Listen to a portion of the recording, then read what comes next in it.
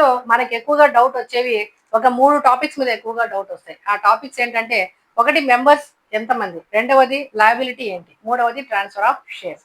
So ఈ topic లో మనం చెప్పేది ఏంటంటే, first members. As per the Indian partnership act 1932, partnership కి ఒక యాక్ట్ ఉంది, the Indian partnership act 1932. So ఈ యాక్ట్ ప్రకారం ఏంటంటే, మినిమం మెంబర్స్ ఎంతమంది ఉండాలి అంటే 2 మెంబర్స్ ఉండాలి. మినిమం ఎంతమంది అంటే 2 ఆర్ మోర్.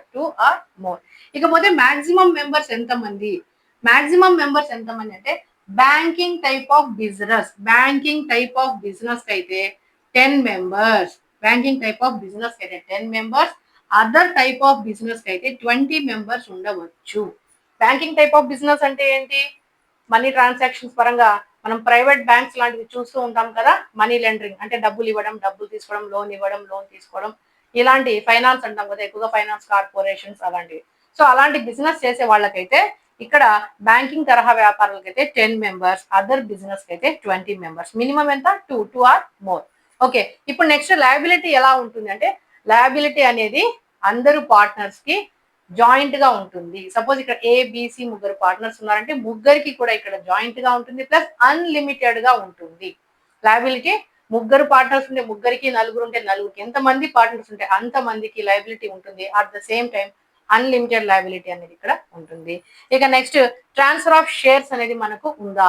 సో యాక్చువల్ ఇక్కడ షేర్స్ అనేవి లేవు, జస్ట్ వీళ్ళ యొక్క క్యాపిటల్ రేషియోస్ ఉంటాయి. సో ఆ క్యాపిటల్స్ ఏం చేయొచ్చు అంటే, ఎవరైనా ఒక పార్ట్నర్ తన బిజినెస్ నుంచి వెళ్ళిపోయేటప్పుడు లేదా తను వద్దనుకున్నప్పుడు తన రేషియో తన దగ్గర ఉన్నటువంటి క్యాపిటల్ ని, తన రేషియో, తన షేర్ ని వేరే వాళ్ళకి ఇవ్వచ్చు. అయితే రిమైనింగ్ పార్ట్నర్స్ ఇక్కడ ఒప్పుకోవాలి. సపోజ్ ఏబిసి ముగ్గురు ఉన్నప్పుడు సి వెళ్ళిపోయేటప్పుడు సి తన షేర్ ని వేరే వాళ్ళకి ఇచ్చేయాలంటే ఏబి ఇక్కడ ఒప్పుకోవాల్సి ఉంటుంది. సో ఏబి అయినా తీసుకోవచ్చు, లేదా ఇంకొక ఎక్స్ అనే పర్సన్ అయినా ఇక్కడ రావచ్చు. అలా రావాలి అంటే కూడా ఏబి అనే వాళ్ళు ఒప్పుకోవాల్సి ఉంటుంది. సో ఇది ఎక్కువగా పార్ట్నర్షిప్ లో మనకు వచ్చేటువంటి doubts. Thank you for watching. ఇంకా దీన్ని డీప్ గా మీరు చూడాలి అంటే మన ఛానల్ ఫజర్ అకౌంట్స్ అకాడమీని ఫాలో అవ్వండి. అక్కడ ఇంకా డీప్ గా ఎక్స్ప్లెనేషన్ ఇవ్వడం జరిగింది. Thank you.